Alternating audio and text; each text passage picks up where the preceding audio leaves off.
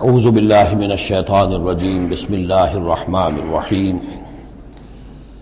وَإِذَا ضَرَبْتُمْ فِي الْأَرْضِ فَلَيْسَ عَلَيْكُمْ جُنَاحٌ أَن تَقْصُرُوا مِنَ الصَّلَاةِ صدق اللہ العظیم۔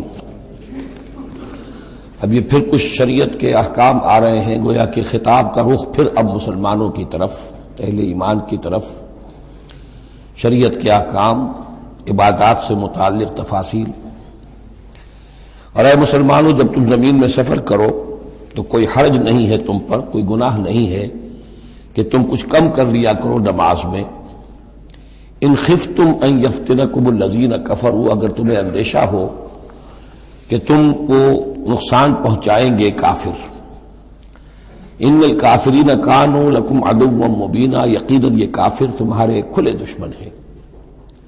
یہ ہے قصر صلاۃ، لیکن صلاۃ الخوف کی حالت میں، جنگ کی حالت میں قصر کا حکم۔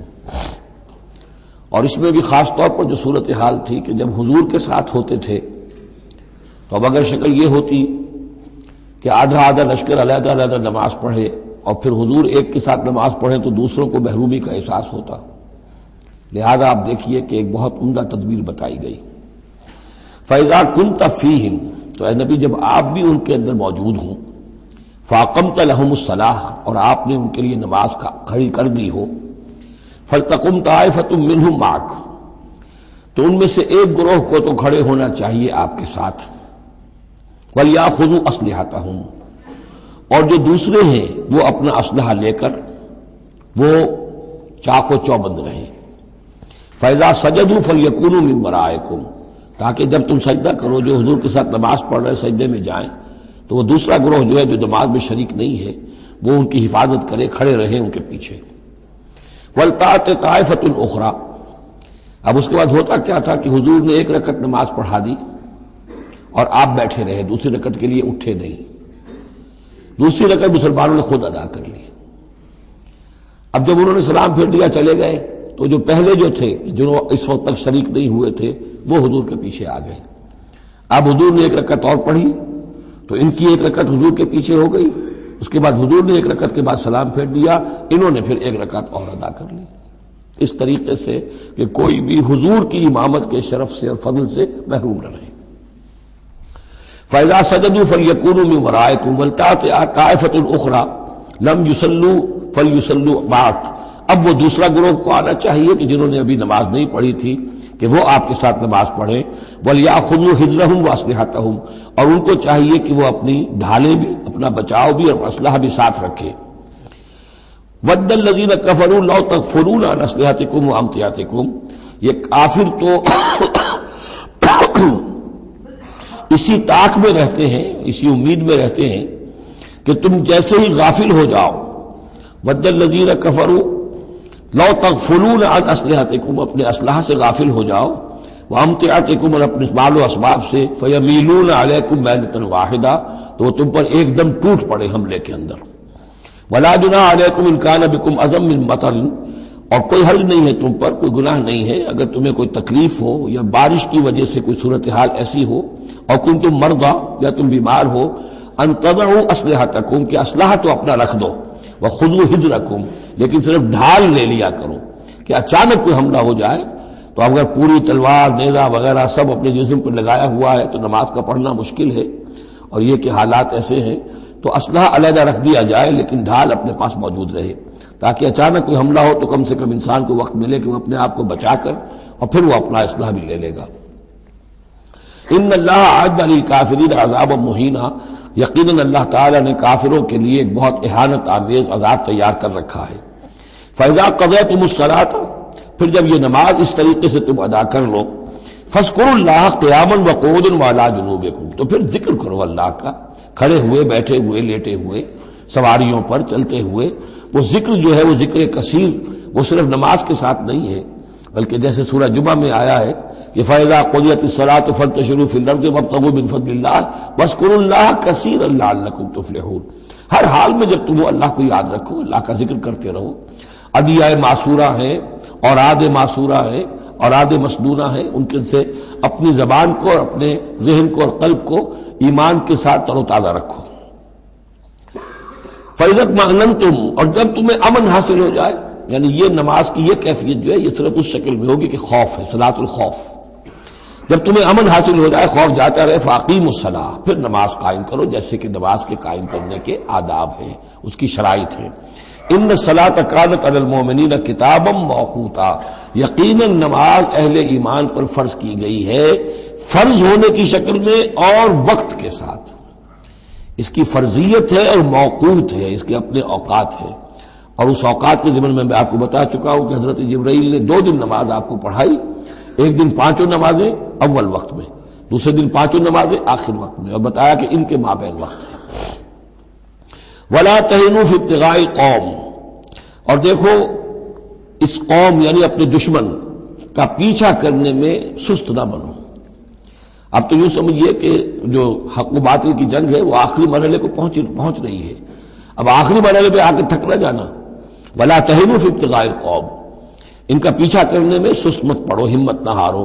ان تکونوا تعلمون، بڑے پیارے الفاظ ہیں، اگر تمہیں کوئی تکلیف پہنچتی ہے، الم پہنچتا ہے، بے آرامی ہے، فإنهم يعلمون كما تعلمون، تو کیا انہیں نہیں پہنچتا؟ انہیں بھی تو تکلیف پہنچتی ہے، وہ بھی جنگ کر رہے ہیں، وہ بھی زخم کھاتے ہیں، ان کے بھی لوگ مر رہے ہیں، وہ ساری تکلیفیں انہیں بھی پہنچ رہی ہیں، دشمنوں کو بھی۔ وَتَرْجُونَ مِنَ اللَّهِ مَا لَا يَرْجُونَ، اور تم اللہ سے امیدیں رکھتے ہو جو وہ نہیں رکھتے، تمہیں تو جنت کی امید ہے، تمہیں اللہ سے مغفرت کی امید ہے، انہیں تو یہ بھی نہیں ہے، تو اس اعتبار سے تمہیں تو ان سے کہیں آگے بڑھ جانا چاہیے۔ جو آخری آیت تھی سورہ آل عمران کی کہ یا ایھا الذین آمنوا اصبروا وصابروا ورابطوا، ان سے تو بڑھ جانا چاہیے صبر کے اندر کہ تمہارا سہارا تو اللہ ہے، وما صبرک الا باللہ۔ ان کے تو یہ من گھڑت قسم کے دیویاں دیوتا، ان کے دل کے اندر ان کی حقیقت میں کوئی قدر و قیمت بھی نہیں ہے، پھر بھی وہ اپنے باطل معبودوں کے لیے اس طریقے سے جان جوکھوں میں ڈال رہے ہیں، تو مسلمانوں تمہیں تو اس سے 10 گنا کرنا چاہیے۔ وَلَا تَهِنُوا فِي ابْتِغَاءِ الْقَوْمِ إِن تَكُونُوا تَعْلَمُونَ فَإِنَّهُمْ يَعْلَمُونَ كَمَا تَعْلَمُونَ وَتَرْجُونَ مِنَ اللَّهِ مَا لَا يَرْجُونَ وَكَانَ اللَّهُ عَلِيمًا حَكِيمًا، اور یقیناً اللہ تعالی علیم ہے اور حکیم ہے۔ اب یہ چند آیتیں آ گئیں اہل ایمان سے خطاب میں، اب پھر کچھ منافقوں کا معاملہ ایک آ رہا ہے۔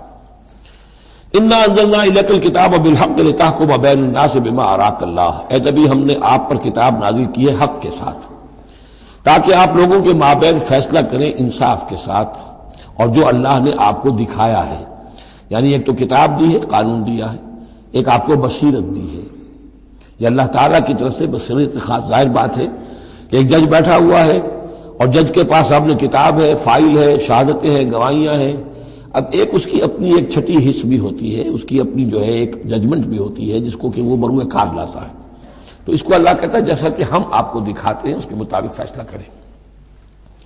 وَلَا تَكُن لِلْخَائِنِينَ خَصِيمًا، اور خیانت کرنے والوں کی طرف سے آپ نہ جھگڑے، یعنی ان کی طرف سے وکالت نہ فرمائیں کہ آپ کوئی اگر مسلمان ہے، کہنے کو مسلمان ہے خائن، تو اب اس کی طرفداری جو ہے آپ کو نہیں کرنی ہے۔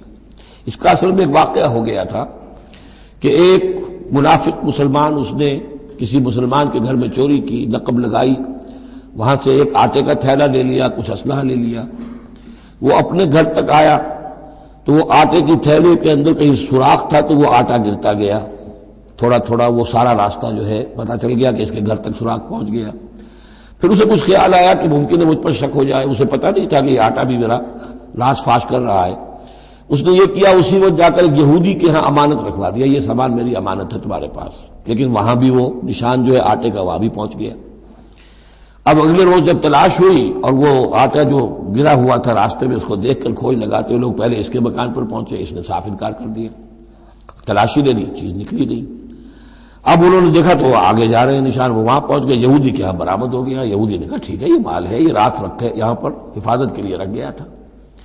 اب یہاں پہ جھگڑا ہو گیا کہ اس کے جو قوم کے لوگ تھے، اس کے گھرانے کے لوگ، اس منافق مسلمان کے، ان کا نہیں یہ جھوٹ بولتا ہے، یہ یہودی چور ہے۔ اب وہ یہودی کا اور مسلمان جو منافق تھا اس کا مقدمہ تھا جو حضور کے سامنے آیا، اور پوری قوم، اس کا پورا گھرانہ جو ہے، وہ قبیلہ اس کا جو ہے وہ آ گیا شور مچاتے ہوئے اور قسمیں کھاتے ہوئے، ہمارا یہ آدمی تو بہت نیک ہے، اس پر خامخواہ یہ جھوٹا الزام لگ رہا ہے اور یہ ہے اور وہ ہے، یہاں تک کہ کچھ حضور کا دل بھی پسیجنے لگا اس شخص کے بارے میں۔ اس پر یہ آیت نازل ہوئی ہے، خیانت کرنے والے کی طرف سے آپ وکالت نہ کریں، اس کے سہارا نہ بنیں، اس کو مدد نہ پہنچائیں۔ ولا تکن للخائنین خصیما، اب خصیما بحث کرنے والا، للخائنین، علی الخائنین ہوتا تو خائنوں کے خلاف، للخائنوں کے حق میں آپ دلیل نہ دیں۔ واستغفر اللہ، اور یہ جو بھی آپ کی طبیعت میں نرمی پیدا کچھ ہو گئی تھی اس پر اللہ سے استغفار کیجئے، ان اللہ کان غفورا رحیما، یقیناً اللہ تعالیٰ بخشنے والا اور رحیم ہے۔ ولا تجادل عن الذین یختارون انفسهم، آپ مت جھگڑیے ان لوگوں کی طرف سے جنہوں نے کہ اپنے جانوں کے ساتھ خیانت کی ہے۔ اب ہم یہ امید لگائے بیٹھے حضور ہماری طرف سے شفاعت کریں گے، چاہے ہم نے بے ایمانیاں کی ہیں، حرام خوریاں کی ہیں، شریعت کی دجیاں بکھیری ہیں، تو حضور گویا کہ ہماری شفاعت کریں گے۔ یہاں فرمایا جائے ولا تجادل عن الذین یختارون انفسهم، مت جھگڑیے آپ ان لوگوں کی طرف سے، ان کی طرف سے وکالت مت کیجیے۔ ان اللہ لا یحب من کان خوانا اثیما، اللہ تعالیٰ کو بالکل پسند نہیں ہے وہ لوگ کہ جو خوان ہوں، خیانت کرنے والے اور گناہ گار ہوں۔ یستخفون من الناس ولا یستخفون من اللہ، یہ لوگ شرماتے ہیں اور چھپتے ہیں لوگوں سے، اللہ سے نہیں چھپتے۔ وَهُوَ مَعَهُمْ إِذْ يُبَيِّتُونَ مَا لَا يَرْضَىٰ مِنَ الْقَوْلِ، حالانکہ جب یہ راتوں کو مشورے کرتے ہیں مسلمانوں کے خلاف، حضور کے خلاف، یہ منافقین کی بات آ رہی ہے تو اللہ تعالیٰ ان کے ساتھ موجود ہوتا ہے۔ اگر تو ایمان ان کا ہو اللہ پر تو انہیں معلوم ہو کہ اللہ سن رہا ہے ہماری بات۔ یہ مسلمانوں سے ڈرتے ہیں، خفیہ رکھتے ہیں اپنی باتوں کو، ان بدبختوں کو یہ خیال نہیں ہے کہ اللہ وہ تو ہر وقت ہمارے پاس موجود ہے۔ وَكَانَ اللَّهُ بِمَا يَعْمَلُونَ مُحِيطًا، اور جو کچھ وہ کر رہے ہیں اللہ اس کا احاطہ کیے ہوئے ہے، یعنی اس کی پکڑ سے یہ کہیں باہر نہیں نکل سکتے۔ ہاں انتم ہؤلاء جادلتم عنہم فی الحیات الدنیا، اب یہاں پہ اشارہ ہو رہا ہے وہ جو منافق مسلمان تھا، چور، اس کے جو گھرانے والے لوگ تھے کہ اے لوگوں تم نے دنیا کی زندگی میں تو ان کی طرف سے جھگڑا کر لیا، یہاں تک کہ حضور کو بھی بچلانے کی حد تک تم پہنچ گئے۔ وَمَن يُجَادِلُ اللَّهَ عَنْهُمْ يَوْمَ الْقِيَامَةِ، قیامت کے دن کون مجادلہ کرے گا اللہ سے؟ یہاں تم چھڑا بھی لو، حضور کو بھی فرض کیجئے، حضور نے فرمایا، یہ حدیث موجود ہے کہ میرے سامنے کوئی مقدمہ پیش ہوتا ہے تو کوئی ایک فریق زیادہ چرب زبان ہوتا ہے، اپنی بات کو پیش کرتا ہے اور میرے ہاں سے وہ غلط فیصلہ لے جاتا ہے۔ فرض کیجئے زمین کا کوئی ٹکڑا تھا اور میں نے غلط ڈگری اس کے حق میں دے دی، تو وہ سمجھ لے کہ چاہے میری عدالت سے ڈگری لے کر گیا ہے لیکن وہ جہنم کا ٹکڑا لے کر گیا ہے، زمین کا ٹکڑا لے کر نہیں گیا ہے۔ تو یہ تو معاملات ہیں کہ جو بھی عدل ہو رہا ہے، فیصلہ ہو رہا ہے، اس میں جو بھی کیسز ہیں، جو بھی گواہیاں ہو رہی ہیں اس کے مطابق فیصلہ کر رہے ہیں۔ اب ہر وقت تو اللہ تعالیٰ کی طرف سے حضور صلی اللہ علیہ وسلم کے لیے ہر مرحلے پر تو نہیں تھا، جہاں اللہ ضروری محسوس کرتا تھا آپ کو متنبع فرما دیتا تھا۔ ہاں تم ہؤلاء، یہ تمہیں لوگ ہو، جادلتم عنہم فی الحیات الدنیا، تم نے بہت جھگڑا کیا ان کی طرف سے، اپنے ساتھی، اپنے رشتہ دار کی طرف سے دنیا کی زندگی میں۔ فمن یجادل اللہ عنہم یوم القیامہ، تو کون ہے جو اللہ سے جھگڑا کر سکے گا ان کی جانب سے قیامت کے دن؟ ام من یکون علیہم وکیلا، یا کون ہوگا جو اس کا کارساز بن سکے گا، ان کا وکیل بن سکے گا؟ وَمَن يَعْمَلْ سُوءًا أَوْ يَظْلِمْ نَفْسَهُ، اور جو کوئی بری حرکت کرے گا یا اپنے اوپر ظلم ڈھائے گا، ثم يستغفر اللہ، اور پھر اللہ سے استغفار کرے گا، یجد اللہ غفور الرحیم، وہ اللہ کو پائے گا غفور الرحیم۔ سیدھی روش ہے، غلطی ہو گئی، خطا ہو گئی، مان لو، جو دنیاوی سزا ہے وہ بھگت لو، اللہ سے استغفار کرو، آخرت کی سزا سے چھٹکارا مل جائے۔ اب اس سے بھی آگے ہے معاملہ، وَمَن يَكْسِبْ إِثْمًا فَإِنَّمَا يَكْسِبُهُ عَلَى نَفْسِهِ، جو کوئی بھی کوئی گناہ کماتا ہے وہ اپنی جان پر وبال لیتا ہے۔ وَكَانَ اللَّهُ عَلِيمًا حَكِيمًا، اللہ تعالیٰ علیم اور حکیم ہے۔ وَمَن يَكْسِبْ خَطِيئَةً أَوْ إِثْمًا ثُمَّ يَرْمِ بِهِ بَرِيئًا، اور یہ معاملہ تو بہت بڑھ کر ہے کہ کسی نے کوئی گناہ کمایا، کوئی خطا کی، کوئی غلطی کی، کوئی جرم کیا، پھر اس کی تہمت لگا دی ایسے شخص پر جو بری ہے۔ یہودی تو بری تھا، اس کو سزا دلوانے کے لیے سب تل گئے، تو ثم یرم بہ بریئا، جو بری ہے اس سے، اس کا کوئی تعلق نہیں، اس کا اس میں کوئی گناہ میں حصہ نہیں، فقد احتمل بہتانا و اثما مبینا، تو اس نے تو اپنے سر پر بہت بڑا طوفان اور بہت کھلا گناہ کا بوجھ لے لیا ہے۔ ولولا فضل اللہ علیک، اب یہ حضور سے خطاب ہو رہا ہے کہ اس معاملے میں اگر اللہ تعالیٰ نے بروقت آپ کو مطلع نہ کر دیا ہوتا، ولولا فضل اللہ علیک ورحمتہ لہمت طائفۃ منہم ان یضلوک، تو ان میں سے ایک گروہ ان منافقین میں سے وہ تو اس کے اوپر تل گیا تھا کہ آپ کو گمراہ کر دے، یعنی آپ سے غلط فیصلہ کروا لے، عدالت محمدی سے ظلم ہو جائے، اور وہ جو اصل میں مجرم نہیں تھا، بے گناہ جو ہے یہودی، اس کو پکڑ لیا جائے۔ ولولا فضل اللہ علیک ورحمتہ لہمت طائفۃ منہم ان یضلوک وما یضلون الا انفسہم، حقیقت میں وہ نہیں گمراہ کر رہے مگر اپنے آپ کو، وما یضرونک من شیء، اور اے نبی وہ آپ کو نقصان نہیں پہنچا سکیں گے، یعنی ہم ایسے مواقع پر بر وقت آپ کو مطلع کرتے ہیں۔ وانزل اللہ علیک الکتاب والحکمہ، اور اللہ نے آپ پر کتاب نازل کی ہے اور حکمت نازل کی ہے، وعلمک ما لم تکن تعلم، اور وہ ساری باتیں آپ کو سکھائی ہیں جو آپ نہیں جانتے تھے، وکان فضل اللہ علیک عظیما، اور یقیناً اللہ کا فضل آپ پر بہت بڑا ہے۔ لا خیر فی کثیر من نجواہم، اب یہ چونکہ منافقین تھے یہ اپنے نجوا کرتے تھے، علیحدہ بیٹھ کے گفتگویں کرنا، سرگوشیاں کرنا، اور طرح طرح کے نجوا ہوتے تھے، بیٹھے باتیں بھی کر رہے ہیں، مسکرا بھی رہے ہیں کسی کو دیکھ کر تاکہ اس کے دل میں خلجان پیدا ہو جائے، یہ میرے بارے میں کوئی باتیں کر رہے ہیں، اشارے بھی کر رہے ہیں، تو 100 طرح سے ہتھ کنڈے، اور یہ ہماری مجلسوں میں بھی ہوتا ہے، یہ سارے معاملات جو کہ انسانی معاشرے کے اندر جیسے ہوتے تھے آج بھی ہوتے ہیں۔ لا خیر فی کثیر من نجواہم، یہ جو نجوا کرتے ہیں، سرگوشیاں کرتے ہیں، ان میں سے اکثر میں کوئی خیر نہیں ہے۔ الا من امر بصدقۃ، ہاں ایک بات ہو سکتی ہے، خاموشی سے کسی کو علیحدگی میں لے جا کر کسی صدقے کی اس کو تلقین کی جائے کہ بھائی دیکھو تمہیں اللہ نے غنی کیا ہے، یہ محتاج ہے میں جانتا ہوں، تو علیحدگی بجائے اس کے کہ پبلک میں اس سے بات کرو، اسے عدد جا کے سمجھاؤ، یہ اچھی بات ہے۔ او معروف، یا کسی اور نیکی کا حکم دے، او اصلاح بین الناس، یا لوگوں کے معاملات کو درست کرنے کے لیے، دو بھائی جھگڑ پڑے ہیں تو کرنا پڑتا ہے یہ کہ ایک سے جا کر بات سنیے، پھر اس کی بات جو ہے اس کو اچھی شکل میں پیش کیجئے دوسرے بھائی کے پاس کہ آپ کو مغالطہ ہوا، انہوں نے یہ بات یوں نہیں کہی تھی یوں کہی تھی، اس طریقے سے جو بھی کوئی ہو رہا ہو علیحدہ علیحدہ خفیہ گفتگو، تو اس میں کوئی حرج نہیں ہے۔ وَمَن يَفْعَلْ ذَلِكَ ابْتِغَاءَ مَرْضَاتِ اللَّهِ، جو شخص اس طرح کا نجوا کرے گا، اس طرح کی سرگوشی کرے گا اللہ تعالیٰ کی رضا جوئی کے لیے، فَسَوْفَ نُؤْتِيهِ أَجْرًا عَظِيمًا، ان کو تو ہم اللہ تعالیٰ جو ہے ہم دیں گے بہت بڑا اجر۔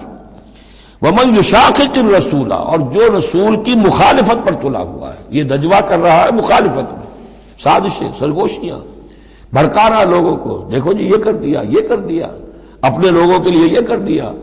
غزوہ حنین میں ہوا، غزوہ حنین میں چونکہ بہت سے مسلمان وہ تھے مکے کے جو اسی وقت ایمان لائے تھے فتح مکہ کے بعد، اب بہت شریک تھے وہ اس جنگ کے اندر حنین میں، مال غنیمت میں حضور نے ان کی دلجوئی کے لیے جسے تالیف قلب کہتے ہیں ذرا زیادہ مال دے دیا،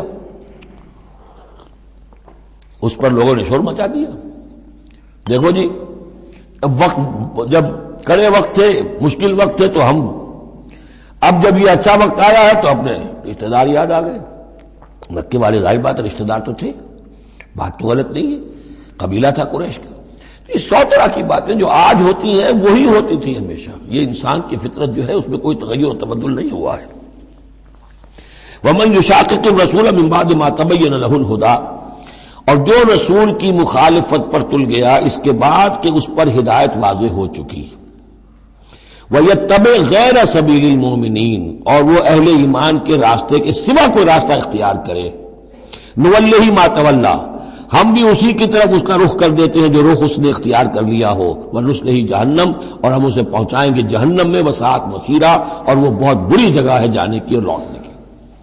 یہ آیت بڑی اہم ہے اس اعتبار سے کہ امام شافعی رحمۃ اللہ علیہ یہ کہتے ہیں کہ میں نے اجماع کا جو معاملہ ہے قرآن مجید سے تلاش کرنے کی کوشش کی اور مجھے نہیں ملا، یعنی اللہ کے اطاعت یہ تو ٹھیک ہے جو قرآن میں آیا ہے وہ قانون کا ایک سورس ہے، حضور کا فرمان، حضور کی سنت سورس ہے، اسی طرح اجتہاد وہ بھی سمجھ میں آ گیا، یہ اجماع کس شے کا نام ہے، قرآن میں کہیں ذکر نہیں آیا۔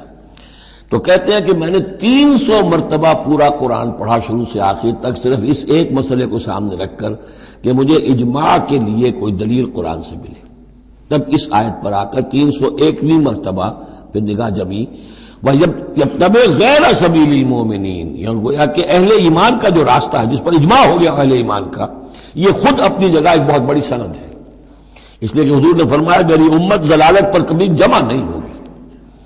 تو جن چیز پر اجماع ہو جائے وہ گویا کہ وہ خود اپنی جگہ پر وہ اس کو ایک حیثیت حاصل ہو جاتی ہے، اوتھینٹسٹی۔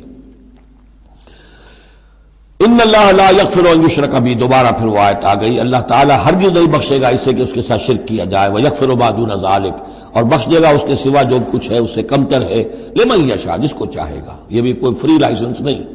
ومن یشرک باللہ فقد ضل ضلالا بعیدا، اور جو شرک کرتا ہے اللہ کے ساتھ تو وہ تو پھر گمراہ ہو گیا اور گمراہی میں بھی بہت دور نکل گیا۔ ان یدعون من دونہ الا اناثا، اب یہاں گویا کہ پہلی مرتبہ آپ دیکھ رہے ہیں کہ وہ مشرکین مکہ کی بات بھی ہو رہی ہے۔ نہیں پکار رہے یہ اللہ کے سوا مگر مؤنث کو، عورتوں کو، اس لیے کہ ان کی دیویاں جو ہیں لات، عزا، منات، لات الہ کی مؤنث ہے، لات، لا اور لات، اور عزا العزیز کا مؤنث ہے، العزیز، العزا، منات، یہ سب جو ہے فیمینن نیمز ہیں۔ ان یدعون من دونہ الا اناثا، نہیں پکار رہے وہ مگر یہ فیمیل ڈیٹیز کو۔ وَإِن يَدْعُونَ إِلَّا شَيْطَانًا مَرِيدًا، اور نہیں پکار رہے یہ مگر در حقیقت شیطان کو پکار رہے ہیں۔ لات کا کوئی وجود نہیں، منات کا کوئی وجود نہیں، ہاں شیطان ضرور ہے جو ان کی پکار سن رہا ہے۔ لعنہ اللہ، اللہ نے اس پر لعنت فرما دی ہے۔ وقال، اور اس نے بھی یہ کہا ہے، لَأَتَّخِذَنَّ مِنْ عِبَادِكَ نَصِيبًا مَفْرُوضًا، اے اللہ میں تیرے بندوں میں سے ایک تو مقرر حصہ تو لے کر ہی چھوڑوں گا، مجھ کو تو اپنے ساتھ جہنم میں پہنچاؤں گا۔ ہم تو ڈوبے ہیں صنم، ان کو بھی لے ڈوبیں گے، ان کو بھی ہم نے چھوڑنا نہیں ہے۔ لعنہ اللہ وقال لأتخذن من عبادك نصیبا مفروضا ولأضلنهم، میں تو لازماً ان کو بہکاؤں گا، ولأمنینهم، ان کے دلوں میں بڑی امیدوں کے چراغ روشن کروں گا، بڑے برائٹ کیریئرز ہیں، اس میں بڑی بڑی تمنائیں ہیں، آرزویں ہیں، لگے رہو اسی کام کے اندر۔ پھر امانیہ ہیں، اللہ بخشی دے گا، اللہ، ہم تو اللہ کے رسول کے امتی ہیں، ہمیں خوف کس بات کا ہے، ہم تو اللہ کے بیٹے ہیں، اس کے بڑے چہیتے ہیں، ہمیں کس کا خوف ہے۔ اور پھر یہ کہ امیدیں بڑی بڑی، طول عمل جس کو کہتے ہیں، دنیا کے لمبے لمبے منصوبے۔ وَلَأُضِلَّنَّهُمْ وَلَأُمَنِّيَنَّهُمْ وَلَآمُرَنَّهُمْ، اور میں انہیں حکم دوں گا، فَلَيُبَتِّكُنَّ آذَانَ الْأَنْعَامِ، پھر میرے حکم سے یہ چوپایوں کے کان چیر دیں گے۔ تو میں بتا چکا ہوں سورہ انعام میں یہ باتیں ساری آئیں گی، فلاں کے نام پر ایک اونٹ کو اس کے کان چیر کر جو ہے آزاد کر دیا، اب اسے کوئی چھیڑ نہیں سکتا، اس کا گوشت نہیں کھایا جا سکتا، اس پر سواری نہیں ہو سکتی، فلاں بت کے یا فلاں ڈیٹی کے نام پر اس کو جو ہے چھوڑ دیا گیا ہے۔ وَلَآمُرَنَّهُمْ، اور میں پھر انہیں حکم دوں گا، فَلَا يُغَيِّرُنَّ خَلْقَ اللَّهِ، وہ اللہ کے خلق میں تبدیلی کریں گے۔ اب جو کچھ آپ دیکھ رہے ہیں کہ مردوں میں عورتوں کے سے انداز، عورتوں میں مردوں کے سے انداز اختیار کرنا، یہ سارا جو کچھ ہو رہا ہے اور اب جو ہو رہا ہے وہ تو یہ سمجھیے جینیٹکس جو ہے، اور اس میں اللہ کی تخلیق میں اب انسان اس جگہ پہنچ گیا ہے کہ وہ اپنا اختیار استعمال کر رہا ہے۔ اللہ کی تخلیق، اس کی سپیشیز بنائی ہوئی، اس کی جینز، اب انسان جو ہے اس کے ذریعے سے وہ سارا معاملہ جو آج پہنچا ہوا ہے بڑے ایک عجیب حد تک پہنچ گیا ہے کہ اللہ کی بنائی ہوئی چیزوں کے اندر تغیر و تبدل کیا جائے۔ وَمَن يَتَّخِذِ الشَّيْطَانَ وَلِيًّا مِن دُونِ اللَّهِ فَقَدْ خَسِرَ خُسْرَانًا مُبِينًا، اور جس شخص نے بھی اللہ کو چھوڑ کر شیطان کو اپنا ولی بنا لیا، فَقَدْ خَسِرَ خُسْرَانًا مُبِينًا، تو وہ تو بہت کھلے خسارے میں اور تباہی میں مبتلا ہو گیا۔ یعدہم ویمنیہم، وہ ان سے وعدے بھی کرتا ہے، انہیں امیدیں بھی دلاتا ہے، شیطان جس کو ہم کہتے ہیں سبز باغ دکھاتا ہے۔ وما یعدہم الشیطان الا غرورا، اور نہیں وعدہ کرتا ان سے شیطان مگر دھوکے کا، وہ اپنے کسی وعدے کو پورا نہیں کر سکتا۔ اولئک مأواہم جہنم، یہ وہ لوگ ہیں کہ جن کا ٹھکانہ جہنم ہے۔ ولا یجدون عنہا محیصا، اور پھر وہ وہاں سے فرار کی کوئی جگہ نہیں پائیں گے، وہاں سے بھاگنے کا کوئی راستہ نہیں پائیں گے۔ والذین آمنوا، وہی سائملٹینیس کنٹراسٹ، اب دوسری طرف اہل ایمان کی شان کیا ہوگی؟ والذین آمنوا وعملوا الصالحات، جو لوگ ایمان لائیں اور نیک عمل کریں، سندخلہم جنات تجری من تحتہا الانہار، انہیں ہم عنقریب داخل کریں گے باغات میں جن کے نیچے نہریں بہتی ہوں گی، خالدین فیہا ابدا، جس میں وہ ہمیشہ ہمیش رہیں گے۔ وعد اللہ حقا، اللہ کا یہ وعدہ حق ہے، درست ہے، سچ ہے۔ ومن اصدق من اللہ قیلا، اور اللہ سے بڑھ کر کس کی بات سچی اور زیادہ ہو سکتی ہے؟ کون ہو سکتا ہے اپنے قول میں زیادہ سچا اللہ سے؟ لیس بامانیکم ولا امانی اہل الکتاب، اب یہاں پھر رخ پڑ رہا ہے مسلمانوں کی طرف۔ اے مسلمانوں، نہ تمہاری خواہشات پر کوئی شے موقوف ہے، نہ اہل کتاب کی خواہشات پر۔ تب بھی آ گئی کہ تمہارے اندر بھی یہ خواہشات پیدا ہو جائیں گی، وشفل تھنکنگ پیدا ہو جائیں گی، شفاعت کے دھوکے پر تم حرام خوریاں کرو گے، سب کچھ کرو گے، وہی جو کچھ انہوں نے کیا تم بھی کرو گے۔ لیکن جان لو کہ اللہ کا قانون جو ہے غیر متبدل ہے، وہ بدلے گا نہیں۔ لیس بامانیکم، نہ تمہاری خواہشات سے، وشفل تھنکنگ سے، تمہاری امانی سے، تمہاری تمناؤں سے کچھ ہوگا، ولا امانی اہل کتاب، نہ اہل کتاب کی امانی سے۔ من یعمل سوءا یجز بہ، جو کوئی برا کام کرے گا اس کی جزا اسے مل کر رہے گی. بہت سخت الفاظ ہیں یہ، اگرچہ اس میں نرمی کا پہلو ہے، اس لیے کہ بعض اوقات بدی کی جگہ پر نیکی جو ہے وہ اس کو اثر کو دھو دے گی، لیکن اکاؤنٹ فار تو ہو گیا نا، مطلب یہ اکاؤنٹ فار ہو کر رہے گی عرش. اب یہ ہے کہ کسی کی نیکی نے اس کی بدی کو چھپا لیا، کسی نے غلطی کی تھی، اس نے توبہ کی صدق دل کے ساتھ، وہ اس کی بدی جاتی رہی، لیکن اکاؤنٹ فار ہوگا معاملہ. توبہ کو دیکھا جائے گا، توبہ سچی تھی، واقعی تھی، واقعی اس نے اس حرکت کو پھر چھوڑ دیا تھا کہ نہیں، یا یہ صرف یہ کہ زبان سے گردان ہو رہی تھی استغفر اللہ ربی من کل ذنب واتوب الیہ، اور سارا وہ گناہ جو ہے اور حرام خوری جو کہ تم جاری تھی، تو وہ توبہ نہیں ہے. من یعمل سوءا یجز بہ ولا یجد له من دون اللہ ولیا ولا نصیرا، اور نہیں پائے گا وہ اللہ کے سوا نہ کوئی حمایتی، بلکہ یہاں ترجمہ ہوگا اللہ کے مقابلے میں نہ کوئی حمایتی پائے گا نہ کوئی مددگار. ومن یعمل من الصالحات من ذکر او انثی، اور جو کوئی عمل کرے گا نیکیوں کا، خواہ وہ مذکر ہو خواہ مؤنث ہو، مرد ہو یا عورت ہو، وہو مومن، ہو مومن صاحب ایمان، فاولئک یدخلون الجنۃ ولا یظلمون نقیرا، تو یہ وہ لوگ ہیں کہ جو جنت میں داخل ہوں گے اور ان کی کوئی حق تلفی تل کے برابر بھی نہیں کی جائے گی. ومن احسن دینا ممن اسلم وجہہ للہ وہو محسن، اس سے بہتر دین کس کا ہوگا جس نے نمبر 1 اپنا چہرہ اپنا سر اللہ کے سامنے جھکا دیا، اسلم، اسلام آ گیا، وہو محسن، اور یہ احسان اس کے بعد اسلام ایمان احسان کے درجے تک پہنچ جائے، خوبصورتی کے ساتھ، خلوص کے ساتھ، للہیت کے ساتھ، پورے دین کا معاملہ، تفریق بین الدین نہیں، دین کے اندر جو ہے وہ حصہ بکھرا نہیں، ٹوٹل دین. ومن احسن دینا ممن اسلم وجہہ للہ وہو محسن واتبع ملت ابراہیم حنیفا، اور اس نے پھر پیروی کی دین ابراہیم کی یکسو ہو کر، یا ابراہیم کی جو یکسو تھا. واتخذ اللہ ابراہیم خلیلا، اور اللہ نے تو ابراہیم کو اپنا دوست بنا لیا تھا.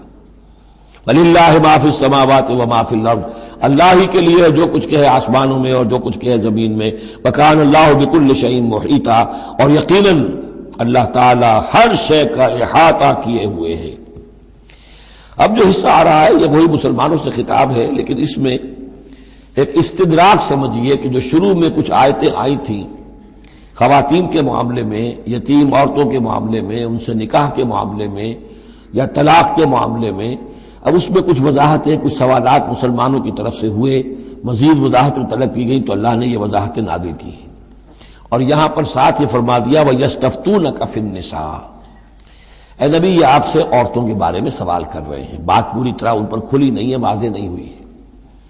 قُلِ اللَّهُ يُفْتِيكُمْ فِيهِنَّ، ٹھیک ہے کہہ دیجئے اے نبی ان سے، اللہ تمہیں فتویٰ دیتا ہے، بتاتا ہے، وضاحت کرتا ہے ان کے بارے میں.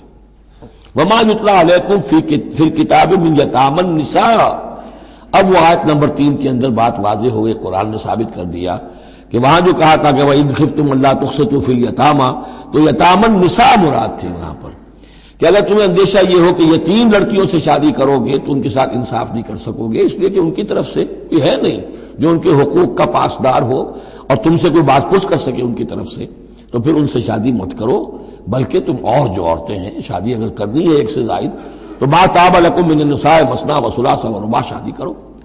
تو یہاں فرمایا وہ تھا عورتوں کی، یتیم عورتوں کے بارے میں وہ حکم تھا، ما یتلا علیکم، جو تمہیں سنایا گیا، جو سنایا جا رہا ہے کتاب میں، فی یتامى النساء، ان عورتوں کے بارے میں کہ جو یتیم ہیں، وہ عورتیں یا لڑکیاں، لا تؤتونہن ما کتب لہن، تم دیتے نہیں ہو انہوں جو اللہ نے ان کے لیے لکھ دیا ہے. بغیر مہر کے یتیم بچی تھی، آپ نے شادی کر لی، کون اس کی طرف سے مہر طلب کرے گا. وترغبون ان تنکحوہن، اور چاہتے ہو کہ اسے نکاح بھی کرو. والمستضعفین من الولدان، اسی طرح بچے جو ہیں ان کے ساتھ بھی جو ظلم ہوتا ہے. وان تقوموا للیتامى بالقسط، اور وہ جو ہم نے تمہیں اتنی تفصیل سے احکام دیے ہیں کہ یتیموں کے معاملے میں انصاف پر کاربند رہو. وما تفعلوا من خیر فإن اللہ کان بہ علیما، اور جو خیر بھی تم کرو گے اللہ اس سے واقف ہے، تمہاری نیتوں کو جانتا ہے. تو وہ احکام ہے، بنیادی ہدایات دے دی گئی ہیں، اور اس میں اس سے اضافی شے جو ہے وہ یہ ہے کہ تمہاری نیت صاف ہونی چاہیے. واللہ یعلم المفسد من المصلح، اللہ جانتا ہے کہ کون حقیقت میں شرارتی ہے اور کون جو ہے اس کی نیت صحیح ہے. وَإِنِ امْرَأَةٌ خَافَتْ مِنْ بَعْلِهَا نُشُوزًا، اب دیکھیے ایک نشوز عورت کے لیے آیا تھا کہ اگر واللاتی تخافون نشوزہن، وہ عورتیں، وہ بیویاں کہ جو سرکشی کر رہی ہیں، حکم نہیں مان رہی ہیں، تابعداری نہیں کر رہی ہیں، زدہ پر اڑی ہوئی ہیں، ان کے بارے میں تو آ چکا تھا شروع میں۔ اب یہاں عورتوں پر بھی تو ہو سکتا ہے کہ مرد ظلم کر رہا ہے، مرد جو ہے وہ ان کا حقوق ادا نہیں کر رہا ہے، شوہر جو ہے وہ اپنی قوامیت جو ہے اس کو غلط طریقے پہ استعمال کر رہا ہے، روب ڈالتا ہے، دھونس دیتا ہے، یا اور بری طریقے سے ستاتا ہے، تنگ کرتا ہے، تنگ کر کے وہ مہر معاف کرواتا ہے، یا کچھ اور، اگر ذرا اس کے والدین اچھے کھاتے پیتے ہیں تو لاؤ اپنے والدین کے گھر سے۔ یہ ساری گندگیاں جو ہمارے معاشرے میں ہوتی ہیں اور عورتیں بیچاری اس میں پستی ہیں، اور وہ جو چکی کے دو پارٹوں کے مابین۔ وَإِنِ امْرَأَةٌ خَافَتْ مِنْ بَعْلِهَا نُشُوزًا، اور اگر کسی عورت کو اپنے شوہر سے اندیشہ ہو جائے کہ وہ زیادتی کرے گا، وہ زیادتی کر رہا ہے اور وہ اس کے حقوق ادا نہیں کر رہا، او اعراضاً، یا اب وہ اس کی طرف میلان ہی نہیں رکھتا، اب وہ گویا کہ بیوی ہے ہی نہیں، اس کی طرف کوئی میلان نہیں، کوئی نئی شادی رچائی ہے اور سارا جو ہے توجہ جو ہے وہ اب نئی نویلی دلہن کی طرف ہے، او اعراضاً، جی بھر گیا، توجہ ہٹ گئی، فلا جناح علیہما، تو ان دونوں پر کوئی الزام نہیں ہوگا، ان یصلحا بینہما صلحا، کہ وہ آپس میں بیٹھ کر صلح کر لیں۔ صلح سے مراد یہاں پر اپنا معاملہ طے کر کے اور عورت خلا کر لے، بس صلح خیر۔ لیکن خلا کرنے میں جیسا کہ ہم پڑھ چکے ہیں، عورت کو مہر چھوڑنا پڑے گا، لیا تھا تو کچھ واپس کرنا پڑے گا۔ والصلح خیر، صلح اچھی ہے۔ وأحضرت الانفس الشح، البتہ جو انسانی نفس ہے اسے لالچ جو ہے اس پر مسلط رہتا ہے۔ مرد چاہے گا میرا پورا مہر واپس کرو، عورت چاہے گی کہ مجھے کچھ بھی واپس نہ کرنا پڑے۔ وَإِن تُحْسِنُوا، یہ آ چکا ہے سورہ بقرہ کے اندر، یہ مضامین آ چکے ہیں۔ وَإِن تُحْسِنُوا، اگر تم نیکی کرو، تم مرد ہو، تم مردانگی کا ثبوت دو، اس معاملے کے اندر نرمی کرو، ان کا حق جو ہے زیادہ رکھو۔ وَتَتَّقُوا فَإِنَّ اللَّهَ كَانَ بِمَا تَعْمَلُونَ خَبِيرًا، اور تم تقویٰ کی روش اختیار کرو تو جان لو کہ اللہ تعالیٰ تمہارے تمام اعمال سے باخبر ہے۔ وَلَن تَسْتَطِيعُوا أَن تَعْدِلُوا بَيْنَ النِّسَاءِ، اچھا وہاں یہ آیت بھی آئی تھی کہ وَإِنْ خِفْتُمْ أَلَّا تَعْدِلُوا فَوَاحِدَةً، اگر تمہیں اندیشہ یہ ہو کہ تم اپنی بیویوں پہ اگر ایک سے زائد ہیں، دو ہیں، تین ہیں، چار ہیں، تو عدل نہیں کر سکو گے تو پھر ایک ہی پر اکتفا کرو، پھر دوسری شادی مت کرو۔ تمہیں اطمینان ہے، تمہیں اپنے اوپر یہ اعتماد ہے کہ تم یہ عدل کر سکتے ہو، تب دوسری شادی کرو، ورنہ نہیں۔ لیکن اب اس میں جیسا کہ میں نے عرض کیا تھا کہ کچھ چیزیں تو ہوتی ہیں گنتی کی، ناپ تول کی، اس میں تو عدل ہو سکتا ہے، لیکن ایک قلبی میلان جو ہے اس کے اندر تو ظاہر بات ہے انسان کے اختیار میں نہیں ہے۔ حضور صلی اللہ علیہ وسلم نے اپنی تمام ازواج کے لیے ہر چیز گن گن کر، یعنی باریاں بھی مقرر تھیں آپ کی شب باشی کی، دن میں بھی اب آپ ایک چکر لگاتے تھے عصر اور مغرب کے درمیان، تو تھوڑی تھوڑی دیر ہر اپنی زوجہ محترمہ کے پاس ٹھہرتے تھے، کہیں تھوڑی دیر بھی زیادہ ہو جاتی تو کھلبلی مچ جاتی تھی، آج وہاں کیوں ٹھہر گئے، آج زینب کے پاس زیادہ وقت کیوں لگ گیا، آج فلاں کیا ہو گیا، وہاں شہد دیا گیا تھا، وہ شہد پی رہے تھے تو اس وجہ سے دیر لگ گئی۔ تو حضور سے جب کہا گیا اشارے کنائے سے، آپ نے قسم کھا لی اچھا میں آئندہ کبھی شہد نہیں پیوں گا، حضور نے اللہ تعالیٰ نے ٹوک دیا کہ حضور یہ کیوں آپ قسم کھا رہے ہیں، لما تحرم ما احل اللہ لک تبتغی مرضات ازواجک۔ تو یہ چیزیں جو ہوتی ہیں انسانی معاشرے میں، بہرحال بہت بہتر معاملہ تھا، بہت بہتر تھا حضور کے ازواج مطہرات کا آپس میں، لیکن یہ کہ بالکل ظاہر بات ہے کہ کچھ نہ کچھ تو شوق ناپا جو ہوتا ہے اس کے کوئی نہ کوئی اثرات تو ہوتے ہیں، یہ عورت کی فطرت ہے، اس کے اندر اختیار میں نہیں ہے۔ تو یہ چیزیں جو ہے فرمایا کہ اگر تم وَلَن تَسْتَطِيعُوا أَن تَعْدِلُوا بَيْنَ النِّسَاءِ، تمہارے لیے ممکن ہی نہیں ہے کہ تم عورتوں کے مابین انصاف کر سکو۔ مراد کیا ہے؟ قلبی میلان، یہ حدیث کے اندر واضح ہو گیا۔ اور حضور فرمایا کرتے تھے کہ اللہ جو بھی چیزیں ہیں میں نے اس میں پورا عدل کیا ہے، باقی جہاں تک میرے دل کا میلان کا تعلق ہے مجھے امید ہے تو مجھ سے مواخذہ نہیں کرے گا، یہ ہے ظاہر بات ہے۔ لیکن اگر تم چاہو بھی تو تم عدل نہیں کر سکتے۔ وَلَن تَسْتَطِيعُوا أَن تَعْدِلُوا بَيْنَ النِّسَاءِ وَلَوْ حَرَصْتُمْ، چاہے تم کتنے حریص ہو اس کے، نہیں کر سکتے۔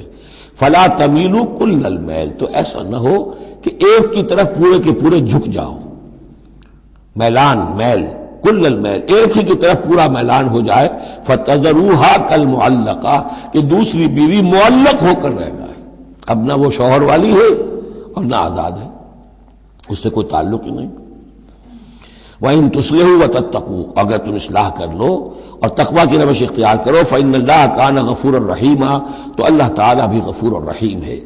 وَإِن يَتَفَرَّقَا، اب یہ بہت اہم موضوع ہے کہ ہمارے ہاں طلاق کے بارے میں جو یہ مشہور ہو گیا صحیح ہے، ان ابغض الحلال عند اللہ الطلاق، یہ حلال چیزوں میں سب سے زیادہ اللہ کو ناپسند جو ہے وہ طلاق ہے، لیکن اسے کفر کے درجے تک پہنچایا ہوا ہے۔ لڑائی چل رہی ہے، جھگڑا چل رہا ہے، مزاجوں میں موافقت نہیں ہے، ایک دوسرے کو کوس رہے ہیں، دن رات کا جھگڑا ہے، طلاق نہیں دینی۔ یہ احمقانہ طرز عمل ہے، بالکل احمقانہ، شریعت کی منشا کے بالکل خلاف۔ یہاں آپ دیکھیں کہ ایک طرح کی ترغیب ہے طلاق کی، ترغیب۔ وَإِن يَتَفَرَّقَا، اب اگر وہ متفرق ہو جائیں، علیحدہ ہو جائیں، سیپریشن جو آپ استعمال کرتے ہیں، سیپریٹ ہو جائیں، یغنی اللہ کلا من سعتہ، اللہ دونوں کو اپنی کشادگی کشائش سے غنی کر دے گا۔ ہو سکتا ہے اس عورت کو بھی کوئی بہتر رشتہ مل جائے کہ جو اس سے اس کی سخت مزاجی موافقت رکھنے والا ہو، اور اس شوہر کو بھی اللہ تعالیٰ کوئی بہتر بیوی دے دے کہ جس کے اور اس کے درمیان جو ہے مزاج کے اندر موافقت پیدا ہو جائے۔ تو یہ کہ عدم موافقت ہے، لڑتے رہنا ہے، دنگا فساد ہے، لیکن یہ کہ وہ طلاق نہیں دینی ہے، یہ ہندوانہ اثرات ہیں ہم پر نمبر ایک، اور دوسرے عیسائیانہ اثرات ہیں۔ عیسائیت میں بھی طلاق حرام ہے، اس لیے کہ قانون اصل میں شریعت، انجیل میں شریعت اور قانون تو ہے ہی نہیں، لیکن جو حضور نے فرمایا ان ابغض الحلال عند اللہ الطلاق، ایسی ہی کوئی بات حضرت مسیح نے فرمائی کہ طلاق اگر بلا وجہ کوئی شخص طلاق دے دیتا ہے تو یہ ایسا ہی ہے، فرض کیجئے کہ اب وہ عورت جو ہے اس کی وہ بے سہارا رہ گئی، ہو سکتی ہے کہ اس کا آوارہ ہو جائے، تو گویا کہ اب اس کی گناہ کا وبال اس پر ہوگا کہ جس نے اسے طلاق دی ہے، بلا سبب طلاق دے دی۔ اب وہ عورت جو ہے اگر اس کی شادی اور نہیں ہوئی تو اس کی آوارگی کا امکان موجود ہے۔ تو اس کو سمجھنا چاہیے کہ یہ اخلاقی تعلیم تھی، یہ قانونی تعلیم نہیں تھی۔ قانونی تعلیم تو وہی ہے کہ جو تورات کے اندر ہے، آپ حضور حضرت مسیح فرما کر گئے ہیں کہ یہ نہ سمجھو کہ میں قانون کو ختم کرنے آیا ہوں، موزائک لا جو ہے حضرت موسیٰ کی شریعت وہ تم پر نافذ رہے گی، لاگو رہے گی، عائد رہے گی۔ تو قانون قانون ہے اور اس کے ساتھ اخلاق کی تعلیم ہوتی ہے۔ اس کو انہوں نے قانون بنا دیا، نتیجہ یہ ہوا جب تک بیوی کے اوپر آپ بد کرداری کا الزام ثابت نہ کر دیں آپ طلاق نہیں دے سکتے، لہذا وہ 100 طریقے کر کے پہلے اسے بد کردار بناتے ہیں اور پھر اس کا ثبوت لیتے ہیں، تب جان چھڑاتے ہیں، ورنہ جان چھوڑ نہیں سکتی۔ تو یہ سارا کا سارا معاملہ جو ہے شریعت کے اندر تو جو صحیح راستے رکھ دیے گئے ہیں ان کو اگر چھوڑا جائے گا تو پھر غلط راستے اختیار کرنے پڑیں گے۔ تو ایک ہندوانہ اثرات جو ہمارا پس منظر ہے، اور ایک جدید تہذیب کے جس پر عیسائیت کا غلبہ ہو گیا تھا، ان کے ہاں کے اثرات کی وجہ سے یہ طلاق کا معاملہ ہمارے ہاں تقریباً کفر بنا دیا لوگوں نے۔ وَإِن يَتَفَرَّقَا يُغْنِ اللَّهُ كُلًّا مِّن سَعَتِهِ، اگر وہ علیحدہ ہو جائیں، نہیں مزاجوں کی موافقت ہو رہی، اللہ غنی کر دے گا ہر ایک کو، دونوں کو اپنی وسعت میں سے۔ وَكَانَ اللَّهُ وَاسِعًا حَكِيمًا، اللہ بڑی وسعت رکھنے والا ہے، بڑی سمائی رکھنے والا ہے، اس کے خزانے بڑے وسیع ہیں، حکیم ہے، حکمت والا ہے، اس کا ہر حکم جو ہے وہ حکمت پر مبنی ہے۔ وَلِلَّهِ مَا فِي السَّمَاوَاتِ وَمَا فِي الْأَرْضِ، اللہ ہی کا ہے جو کچھ کہ ہے آسمانوں میں اور جو کچھ کہ ہے زمین میں۔ وَلَقَدْ وَصَّيْنَا الَّذِينَ أُوتُوا الْكِتَابَ مِن قَبْلِكُمْ وَإِيَّاكُمْ أَنِ اتَّقُوا اللَّهَ، اور دیکھو مسلمانوں، جو تم سے پہلے تھے انہیں بھی ہم نے وصیت کی تھی، جنہیں کتاب دی تھی، اور اب تمہیں بھی وصیت یہی ہے کہ اللہ کا تقوی اختیار کرو۔ اصل شے ہے تقوی، ورنہ شریعت جو ہے اس کا بھی مذاق بن جائے گا۔ اسی لیے حضور کا جو خطبہ ہے بہت مشہور، عام جمعوں میں آپ سنتے بھی ہوں گے، اوصیکم ونفسی بتقوی اللہ، مسلمانوں میں تمہیں بھی وصیت کرتا ہوں اور اپنے نفس کو بھی وصیت کرتا ہوں کہ اللہ کا تقوی اختیار کرو۔ قوا انفسکم واہلیکم نارا، بچاؤ اپنے آپ کو اور اپنے اہل و عیال کو آگ سے۔ تو یہ تقوی جو ہے، وَلَقَدْ وَصَّيْنَا الَّذِينَ أُوتُوا الْكِتَابَ مِن قَبْلِكُمْ، تم سے پہلے جن کو کتاب دی گئی تھی انہیں بھی ہم نے وصیت کی تھی، وَإِيَّاكُمْ، اور سن لو تم بھی کان کھول کر، تمہیں بھی یہ وصیت ہے، أَنِ اتَّقُوا اللَّهَ، کہ اللہ کا تقوی اختیار کرو۔ وَإِن تَكْفُرُوا، اگر تم نہ مانو گے، فَإِنَّ لِلَّهِ مَا فِي السَّمَاوَاتِ وَمَا فِي الْأَرْضِ، تو جو کچھ بھی ہے آسمانوں میں اور جو کچھ بھی ہے زمین میں وہ اللہ ہی کا ہے۔ وَكَانَ اللَّهُ غَنِيًّا حَمِيدًا، اور اللہ تعالیٰ تو غنی ہے، اپنی ذات میں خود ستودہ صفات ہے۔ وَلِلَّهِ مَا فِي السَّمَاوَاتِ وَمَا فِي الْأَرْضِ، اور آسمانوں اور زمین میں جو کچھ ہے وہ اللہ کا ہے۔ وَكَفَى بِاللَّهِ وَكِيلًا، اور اللہ کافی ہے کارساز ہونے کے اعتبار سے۔ عورت بھی یہ سمجھے میرا کارساز اللہ ہے، یہ شوہر جو میرا ہے یہ ظلم کر رہا ہے، میرے ساتھ انصاف نہیں کر رہا ہے، تو میں اسے تعلق منقطع کروں؟ اللہ بہتر میرے لیے کوئی راستہ پیدا کر دے گا، اللہ کارساز ہے۔ اسی طریقے سے مرد بھی یہ سمجھے، کوئی عورت ہے دین کے معاملے میں نہیں اس کے ساتھ تعاون کر رہی ہے، وہ دین کا کام کرنا چاہتا ہے، تو آخر یہ نہیں ہے کہ سمجھا جائے کہ ہر صورت عورت سے تو نباہ کرنا ہے چاہے اللہ کس سے بغاوت ہو جائے، یہ تو کوئی بات نہ ہوئی۔ ہر چیز کو رکھنا ہے اپنے مقام پر۔ ان یشاء یذہبکم ایھا الناس، اے لوگوں کیا سمجھتے ہو تم، اللہ چاہے تو تم سب کو لے جائے، ختم کر دے، ویات بآخرین، اور لوگوں کو پیدا کر دے۔ تمہاری کوئی حیثیت نہیں اللہ کے مقابلے میں، نفس واحد کی طرح ہو، جب چاہے اللہ تعالیٰ تم سب کو نسیہ منسیہ کر دے۔ وَكَانَ اللَّهُ عَلَىٰ ذَلِكَ قَدِيرًا، اور یقیناً اللہ تعالیٰ اس چیز پر قادر ہے۔ من کان یرید ثواب الدنیا فعند اللہ ثواب الدنیا والآخرہ، جو کوئی بھی دنیا کا ثواب چاہتا ہے، ساری بھاگ دوڑ محنت دن رات کی کوشش دنیا کمانے میں، اور پیسہ اور دولت اور جائیداد اور ترقی، عہدوں میں ترقی، اور اپنی اور زندگی کے اور ان چیزوں کے اندر لگے ہوئے ہیں سارے دن ساری رات۔ ہاں، عند اللہ ثواب الدنیا والآخرہ، اللہ کے پاس تو ثواب دنیا کا بھی آخرت کا بھی ہے۔ تو ہی ناداں چند کلیوں پر قناعت کر گیا، ورنہ گلشن میں علاج تنگی دوران بھی تھا۔ اللہ سے تم مانگو، دنیا بھی مانگو آخرت بھی مانگو۔ ربنا آتنا فی الدنیا حسنۃ وفی الآخرۃ حسنۃ وقنا عذاب النار۔ اللہ کے ساتھ اپنے معاملے کو درست کرو، خلوص و اخلاص کے اوپر اپنا تعلق استوار کرو، اس کی طرف سے جو ذمہ داریاں ہیں انہیں ادا کرو، پھر یہ کہ اللہ تعالیٰ دنیا سے بھی نوازے گا۔ من کان یرید ثواب الدنیا فعند اللہ ثواب الدنیا والآخرہ وکان اللہ سمیعا بصیرا، اور اللہ تعالیٰ سب کچھ سننے والا اور دیکھنے والا ہے۔ اب جو آیت آ رہی ہے وہ پھر عظیم ترین آیات میں سے قرآن مجید کی۔ یا ایھا الذین آمنوا کونوا قوامین بالقسط شہداء للہ ولو علی انفسکم او الوالدین والاقربین ان یکن غنیا او فقیرا فاللہ اولی بہما فلا تتبعوا الہوی ان تعدلوا وان تلووا او تعرضوا فان اللہ کان بما تعملون خبیرا۔ اے اہل ایمان، کھڑے ہو جاؤ عدل کو قائم کرنے کے لیے پوری قوت کے ساتھ۔ سورہ آل عمران میں ہم نے کیا پڑھا تھا؟ اللہ قائما بالقسط ہے، شہد اللہ انہ لا الہ الا هو والملائکۃ واولو العلم قائما بالقسط۔ جب اللہ عدل قائم کرنا چاہتا ہے تو اللہ کے اس دنیا میں کارندے کون ہیں؟ اہل ایمان، سپاہی ہیں، اللہ کے سپاہی۔ لہذا عدل قائم کرے گا اللہ دنیا میں اہل ایمان کے ذریعے۔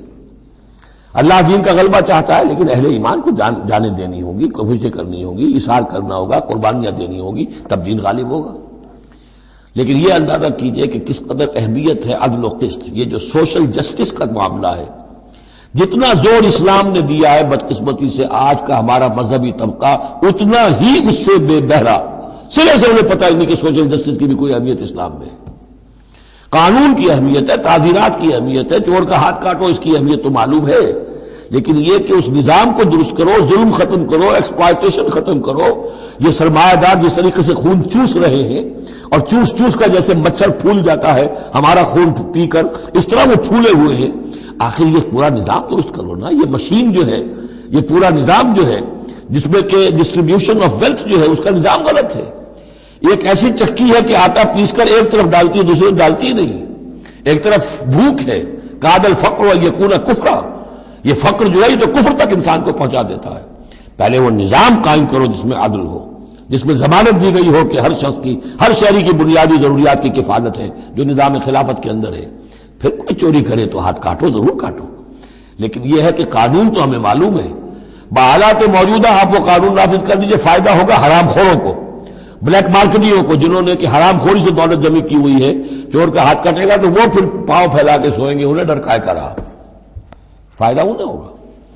اصل شے یہ، میں یہ نہیں کہہ رہا کہ شریعت نافذ نہ کی جائے، معاذ اللہ، لیکن یہ کہ شریعت شریعت ہے، دین دین ہے۔ لا جو ہے وہ سب سرو کرتا ہے سسٹم کو، قانون جو ہے وہ کسی نظام کو قائم کرتا ہے، مضبوط کرتا ہے، سب سرو کرتا ہے، اس کی خدمت کرتا ہے۔ جو سسٹم ہے نظام دین کا، اس کو قائم کرو، اور پھر اس کو قائم رکھنے کے لیے، اسے کنسولیڈیٹ کرنے کے لیے، اسے چلانے کے لیے، اسے مستقل کرنے کے لیے قانون نافذ کرو۔ یہ ہے جو کہ اصول ہے۔ یا ایھا الذین آمنوا کونوا قوامین بالقسط شہداء للہ. یہی مضمون سورہ مائدہ میں بھی آ جائے گا، کل ہم پڑھیں گے انشاءاللہ. صرف یہ کہ اس میں ترتیب بدل گئی ہے، یا ایھا الذین آمنوا کونوا قوامین للہ شہداء بالقسط، بس اتنا فرق ہے. لیکن اس میں اشارہ ہو گیا کہ اللہ اور قسط گویا کہ مترادف الفاظ ہیں. گواہ بن جاؤ اللہ کے یا گواہ بن جاؤ قسط کے، کھڑے ہو جاؤ اللہ کے لیے یا کھڑے ہو جاؤ انصاف کے لیے. معلوم ہوا اللہ اور قسط یہ مترادف ہیں. یا ایھا الذین آمنوا کونوا قوامین بالقسط شہداء للہ ولو علی انفسکم. خواہ یہ انصاف کی بات تمہارے اپنے خلاف جا رہی ہو، اب الوالدین یا تمہارے والدین کے خلاف جا رہی ہو، والاقربین خواہ تمہارے قرابت داروں کے خلاف جا رہی ہو. تمہارا تعلق عدل کے ساتھ، انصاف کے ساتھ، قسط کے ساتھ ہے، رشتہ داری کے ساتھ نہیں. ان یکن غنیا اور فقیرا، ایک چور دروازہ یہ ہوتا ہے تو خیر حق تو اس کا نہیں بنتا ہے، لیکن یہ غریب ہے، چلو میں اس کے حق میں فیصلہ کر دوں. ان یکن غنیا اور فقیرا فاللہ اولیٰ بہما. چاہے وہ شخص غنی ہے یا فقیر ہے، دونوں کا پشت پناہ اللہ ہے، دونوں کا کفیل اللہ ہے. تم نہیں ہو کفیل، تمہیں فیصلہ کرنا ہے جو صحیح ہے، جو عدل پر ہے، جو انصاف پر ہے، وہ فیصلہ کرنا ہے. کسی کی جانبداری نہیں. وہ جانبداری نہ باپ کی کرنی ہے، نہ ماں کی کرنی ہے، نہ بھائی کی کرنی ہے، نہ خود اپنی کرنی ہے. یا ایھا الذین آمنوا کونوا قوامین بالقسط شہداء للہ، اللہ کے گواہ بن کر کھڑے ہو جاؤ اللہ کے حق میں. دیکھیے شہادت اعلیٰ، لوگوں پر گواہی، اور شہادت للہ، اللہ کے لیے گواہی. یہوہاز وٹنسز، اللہ کے گواہ. یہ تو ہمیں ہونا چاہیے، اللہ کے گواہ بن کر کھڑے ہو جائیں. ہر حق بات جو اللہ کی طرف سے اس کے علم بردار ہو، اور اس حق کو قائم کرنے کے لیے تن من دھن لگانے کے لیے اپنی کمر کس لیں. وَلَوْ عَلَىٰ أَنفُسِكُمْ وَبِالْوَالِدَيْنِ وَالْأَقْرَبِينَ إِنْ يَكُنْ غَنِيًّا أَوْ فَقِيرًا فَاللَّهُ أَوْلَىٰ بِهِمَا. ان کا خیر خواہ اللہ ہے. وَلَا تَتَّبِعُوا الْهَوَىٰ، تو دیکھو خواہشات کی پیروی نہ کرو. أَن تَعْدِلُوا، مبادا تم عدل سے ہٹ جاؤ، کہ تم عدل نہ کرو، خواہشات کی پیروی کر کے عدل سے برگشتہ ہو جاؤ. وَإِن تَلْوُوا أَوْ تُعْرِضُوا، اگر تم زبانوں کو ادھر ادھر مروڑے گے، بات جس کو آپ کہتے ہیں کہ اپنے جو ہے اپنے الفاظ جو ہیں ان کو انسان جو ہے چوئنگ یور ورڈز، تو اس طریقے سے کہ بات کہنا بھی چاہتے ہیں کہہ بھی نہیں پا رہے ہیں، حق بات جو ہے زبان سے نکالنا نہیں چاہتے، غلط بات نکل نہیں رہی ہے. ان تلووا او تعرضوا، یا تم اعراض کرو گے، بچ جاؤ گے، منہ موڑ لو گے. فإن اللہ کان بما تعملون خبیرا، تو اللہ تعالیٰ جو کچھ تم کر رہے ہیں اس سے پوری طرح باخبر ہے، اللہ بے خبر نہیں ہے. اس کے بعد اب جو مضمون آ رہا ہے وہ شاید اس سورہ مبارکہ کا اہم ترین مضمون ہے. یا ایھا الذین آمنوا آمنوا باللہ ورسولہ والکتاب الذی نزل علی رسولہ والکتاب الذی انزل من قبل. اے ایمان والو، ایمان لاؤ اللہ پر اور اس کے رسول پر، اور اس کتاب پر جو اس نے نازل فرمائی اپنے رسول پر، اور اس کتاب پر جو اس نے پہلے نازل فرمائی. ایمان والو، ایمان لاؤ، چھ معنی دارت. ایک ایمان ہے اقرار باللسان، وہ تو تمہیں حاصل ہے، وہ تمہیں موروثی طور پر حاصل ہو گیا. مسلمان ماں باپ کے گھر میں پیدا ہو گئے، وہ ایمان مل گیا. یا یہ کہ اس وقت پورا قبیلہ اسلام لا رہا ہے، ان میں پکے بھی تھے، کوئی کچے بھی آ گئے، انہوں نے بھی کہا اشہد ان لا الہ الا اللہ اشہد ان محمد رسول اللہ. وہ ایمان ایک درجے میں تو حاصل ہو گیا. اس لیے ہم پڑھ چکے ہیں کہ کوئی تمہیں اگر راستے میں ملا ہے اور وہ اپنا اسلام ظاہر کرتا ہے، آپ کہہ نہیں سکتے کہ تم مومن نہیں ہو. تو ایمان کا ایک درجہ تو وہ ہے، قانونی درجہ ہے، کہ جس نے کہا اشہد ان لا الہ الا اللہ واشہد ان محمد رسول اللہ، وہ مومن ہے. لیکن کیا حقیقی ایمان یہی ہے؟ نہیں. ایمان کیا ہے؟ یقین قلبی. یا ایھا الذین آمنوا آمنوا باللہ ورسولہ، ایمان لاؤ اللہ پر. اب ہم ترجمہ کریں گے، یوں کہیں گے ایمان لاؤ اللہ پر جیسے کہ ایمان لانے کا حق ہے، مانو رسول کو جیسے کہ ماننے کا حق ہے. اور یہ اسی وقت ادا ہوگا جب اللہ اور اس کے رسول پر ایمان دل میں کھب گیا ہو. جیسے صحابہ کے بارے میں فرمایا گیا سورہ حجرات میں، وَلَٰكِنَّ اللَّهَ حَبَّبَ إِلَيْكُمُ الْإِيمَانَ وَزَيَّنَهُ فِي قُلُوبِكُمْ، اللہ نے ایمان کو تمہارے نزدیک محبوب بنا دیا، اسے تمہارے دلوں میں کھبا دیا ہے.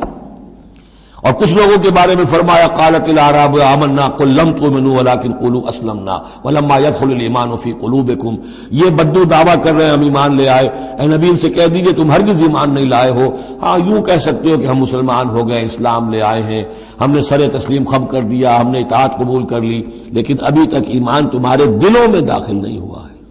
اصل ایمان وہ ہے جو دل میں داخل ہو جائے، اقرار باللسان و تصدیق بالقلب۔ لیکن یہاں بھی اصل میں جو ہے روئے سخن کن کی طرف ہو رہا ہے؟ منافقین کی طرف ہو رہا ہے۔ وہ ایمان تو لائے تھے لیکن وہ ایمان نہیں تھا۔ یا ایھا الذین آمنوا آمنوا باللہ ورسولہ والکتاب الذی نزل علی رسولہ، قرآن کے لیے لفظ نزل، والکتاب الذی انزل من قبل، اور تورات کے لیے انزل، اور اس کتاب پر بھی جو پہلے نازل کی گئی تھی۔ وَمَن يَكْفُرْ بِاللَّهِ وَمَلَائِكَتِهِ، جو کوئی کفر کرے گا اللہ کا اور اس کے فرشتوں کا، وَكُتُبِهِ اور اس کی کتابوں کا، وَرُسُلِهِ اور اس کے رسولوں کا، وَالْيَوْمِ الْآخِرِ اور قیامت کے دن کا، فَقَدْ ضَلَّ ضَلَالًا بَعِيدًا، تو وہ تو گمراہ ہو گیا اور گمراہی میں بہت دور نکل گیا۔ یہ آیتیں سب کی سب بہت ہی اہم ہیں اور بڑی گہری ہیں۔ ان الذين آمنوا ثم كفروا ثم آمنوا ثم كفروا ثم ازدادوا كفرا لم يكن الله ليغفر لهم ولا ليهديهم سبيلا بشر المنافقين بان لهم عذابا اليما۔ دیکھیے یہ منافقت کا معاملہ کیا تھا؟ یہ ایسا نہیں تھا کہ ایک ہی دن میں آدمی منافق ہو گیا۔ ایک تو تھے وہ جو شعوری منافق تھے، جو فیصلہ کر کے، جو ہم سورہ آل عمران میں پڑھ آئے ہیں، صبح ایمان کا اعلان کریں گے، شام کو ہم پھر کافر ہو جائیں گے، مرتد ہو جائیں گے، تو معلوم ہوا ایمان انہیں نصیب ہوا ہی نہیں، اور انہیں بھی معلوم تھا کہ ہم مومن نہیں ہیں، ہم ایمان لائے نہیں ہیں، تو دھوکہ دے رہے ہیں۔ یہ شعوری منافق ہوا۔ غیر شعوری منافق کون سے ہوتے تھے؟ کہ جو آئے تو تھے، کوئی دل میں دھوکہ دینے کی نیت نہیں تھی، انہیں اندازہ نہیں تھا کہ یہ، وہ سمجھتے تھے پھولوں کی سیج ہے، نکلا وہ کانٹوں بھرا بستر۔ اب انہیں قدم قدم پہ رکاوٹ ہے، وہ ارادہ، وہ پختگی نہیں ہے، ایمان کی وہ گہرائی نہیں ہے کہ ہر کے بعد آباد جو ہو سو ہو۔ ان کا کیا ہوتا ہے، کچھ دو قدم چلے، کچھ پیچھے ہٹ گئے، کچھ چھٹک گئے، کچھ چلے، کچھ ہمت کی، کچھ رک گئے۔ نتیجہ یہ ہوتا ہے کہ اب لوگ ان کے ڈانٹ ڈپٹ کرتے تم کیا کرتے ہو، تو اب انہوں نے کیا کیا، جھوٹے بہانے بنانے شروع کیے، اور پھر آخری درجہ جھوٹی قسمیں کھانی شروع۔ خدا کی قسم یہ مجبوری تھی، اس لیے میں رک گیا تھا، تم سمجھتے ہو کہ میں جہاد میں نہیں جانا چاہتا تھا، تم ایسا گمان تو نہ کرو، مجھے یہ مجبوری ہو گئی تھی، میری بیوی مر رہی تھی، میں کیسے جا سکتا تھا، وغیرہ وغیرہ، جھوٹی قسمیں۔ تو یہ جو ہے معاملہ ایمان اور کفر کا، یہ یوں چلتا رہتا ہے۔ اگرچہ اوپر جو ہے وہ پردہ تو ایمان کا ہے، کافر تو وہ ہوا ہی نہیں، اسلام لے آیا تھا، مومن ہے، اور وہ ارتداد کا اس نے اعلان نہیں کیا، لیکن ابھی ایمان کی طرف آیا، پھر کفر کی طرف گیا، پھر ایمان کی طرف آیا، پھر کفر کی طرف گیا۔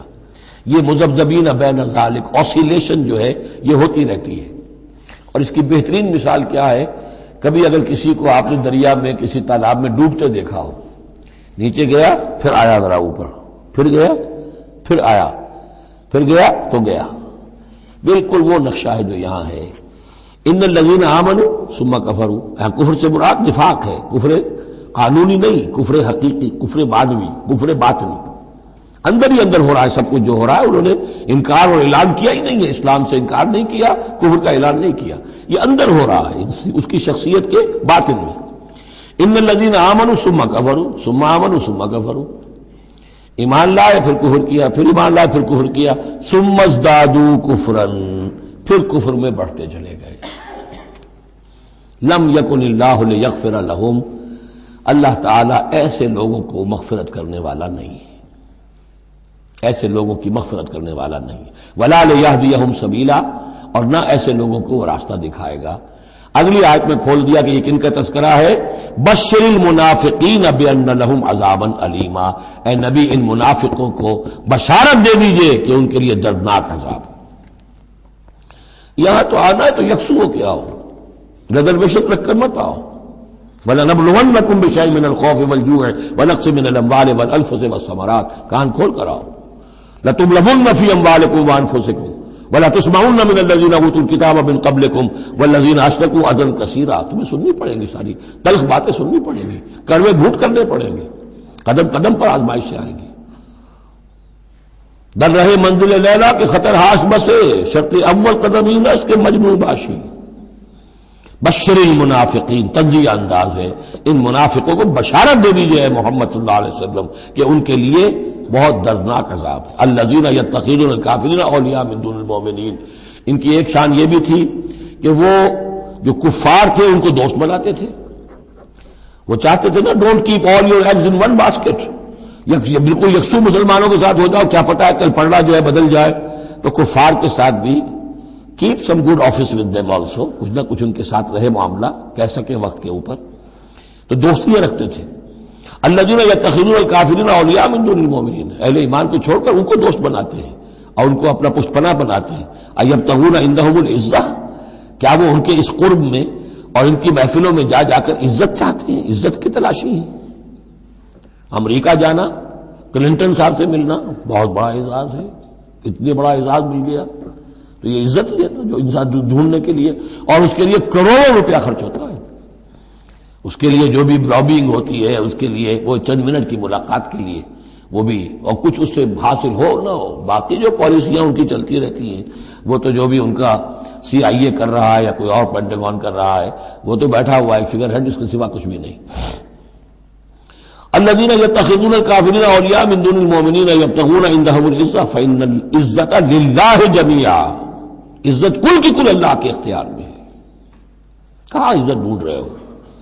وقد نزل علیکم فی الکتاب، اور یہ بات تم پر نازل کی جا چکی ہے کتاب میں، یہ سورہ انعام کی آیت نمبر 68 ہے، جس میں روکا گیا مسلمانوں کو کہ جب تم دیکھو کہ کافر لوگ جو ہیں استہزاء کر رہے ہیں، قرآن کا مذاق اڑا رہے ہیں، تو کم سے کم یہ ہے، اب مکے کی آیت ہے وہ، اس وقت مسلمانوں میں اتنا زور تو نہیں تھا کہ ان کو چپ کر سکتے زبردستی، لیکن یہ کم سے کم یہ کرو کہ وہاں بیٹھو مت، وہاں سے چلے جاؤ، احتجاجاً جو ہے وہاں سے رخصت ہو جاؤ، پھر وہاں بیٹھو نہیں۔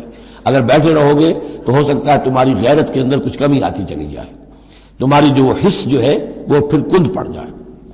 تو اسی کا حوالہ دیا جا رہا ہے، وقد نزل علیکم، اللہ اتار چکا ہے تم پر فی الکتاب، اسی کتاب میں قرآن میں، ان اذا سمعتم آیات اللہ یکفر بہا، جب تم سنو کہ اللہ کی آیات کا کفر کیا جا رہا ہے، وہ یستہزأ بہا، اور ان کا مذاق اڑایا جا رہا ہے، فلا تقعدوا معہم، تو ان کے ساتھ مت بیٹھو، حتی یخوضوا فی حدیث غیرہ، یہاں تک کہ پھر وہ کسی اور بات میں لگ جائے، پھر دوبارہ آ جاؤ، کوئی حرج نہیں، کوئی اور بات ہے، اس لیے کہ بہرحال ان کو کوئی نے تبلیغ کرنی ہے، ان سے گفتگو کرنی ہے، تعلق منقطع نہیں کرنا، لیکن جب وہ یہ حرکت کر رہے ہو تب ان کے قریب مت بیٹھو۔ انکم اذا مثلہم، اگر تم بھی بیٹھے رہو گے اس وقت اسی حالت میں ان کے ساتھ، تو پھر تم بھی ان جیسے ہو جاؤ گے۔ ان اللہ جامع المنافقین والکافرین فی جہنم جمیعا، یقیناً اللہ تعالیٰ جمع کر کے رہے گا منافقوں کو بھی اور کافروں کو بھی جہنم میں، سب کو۔ الذین یتربصون بکم، وہ جو تمہارے لیے ایک انتظار کی حالت میں ہیں، دیکھنا چاہتے ہیں، دیکھیے اونٹ کس کروٹ بیٹھتا ہے، تیل دیکھو، تیل کی دھار دیکھو، آخری فتح مسلمانوں کو ہوتی ہے یا کفار کو ہوتی ہے، دونوں کے ساتھ کچھ نہ کچھ تعلقات رکھو، تاکہ وقت جو بھی ہو، جو بھی صورتحال سچویشن جو بھی ہو جائے، ہم اس کے اندر اپنے بچاؤ کی کوئی شکل کر لیں۔ تو الذین یتربصون بکم، وہ تمہاری طاق میں ہیں، منتظر ہیں، سوچ رہے ہیں۔ فَإِن كَانَ لَكُمْ فَتْحٌ مِّنَ اللَّهِ، تو اگر تمہیں فتح مل جاتی ہے اللہ تعالیٰ کے فضل و کرم سے، قَالُوا أَلَمْ نَكُن مَّعَكُمْ، وہ آ جائیں گے، ہم بھی تو آپ کے ساتھ تھے، مسلمان تھے، ہمارا بھی حصہ نکالیے مال غنیمت میں سے۔ وَإِن كَانَ لِلْكَافِرِينَ نَصِيبٌ، اور اگر کوئی حصہ پہنچ جائے کافروں کو، کوئی فتح انہیں وقتی طور پر حاصل ہو جائے، ان کا پلڑا بھاری ہو جائے، قالوا، تو وہ کہے کہ اپنے ان کافروں ساتھیوں سے، أَلَمْ نَسْتَحْوِذْ عَلَيْكُمْ، کیا ہم نے آپ کا گھیراؤ نہیں کر لیا تھا، ہم نے آپ کو بچایا ہوا تھا کہ یہ مسلمان جو ہے، ہم تو اوٹ بنے ہوئے تھے اصل میں، آپ سمجھتے ہیں مسلمانوں کے ساتھ ہو کر ہم جنگ کرنے آئے تھے، نہیں، ہم اس لیے آئے تھے کہ مسلمانوں کے حملوں سے آپ کو بچائیں۔ أَلَمْ نَسْتَحْوِذْ عَلَيْكُمْ وَنَمْنَعْكُمْ مِنَ الْمُؤْمِنِينَ، ہم نے تو بچایا ہے آپ کو مسلمانوں سے۔ فَاللَّهُ يَحْكُمُ بَيْنَكُمْ يَوْمَ الْقِيَامَةِ، تو اللہ ہی فیصلہ کرے گا تمہارے مابین قیامت کے دن۔ وَلَن يَجْعَلَ اللَّهُ لِلْكَافِرِينَ عَلَى الْمُؤْمِنِينَ سَبِيلًا، اور اللہ تعالیٰ کافروں کو اہل ایمان کے مقابلے میں راہیاب نہیں کرے گا۔ ان المنافقون یخادعون اللہ وهو خادعهم، یہ منافق اللہ کو دھوکہ دینے کی کوشش کر رہے ہیں اور اللہ انہیں دھوکہ دے رہا ہے۔ وَإِذَا قَامُوا إِلَى الصَّلَاةِ قَامُوا كُسَالَىٰ، جب نماز کے لیے بھی کھڑے ہوتے ہیں تو کسل بندی کے ساتھ کھڑے ہوتے ہیں، طبیعت میں بشاشت نہیں ہوتی۔ یراؤون الناس، لوگوں کو دکھاوے کے لیے، ولا یذکرون الا قلیلا، ولا یذکرون اللہ الا قلیلا، اور نہیں ذکر کرتے حقیقت میں اللہ کا مگر بہت کم۔ بارک اللہ لی و لکم فی القرآن العظیم ونفعنی وإیاکم بالآیات والذکر الحکیم۔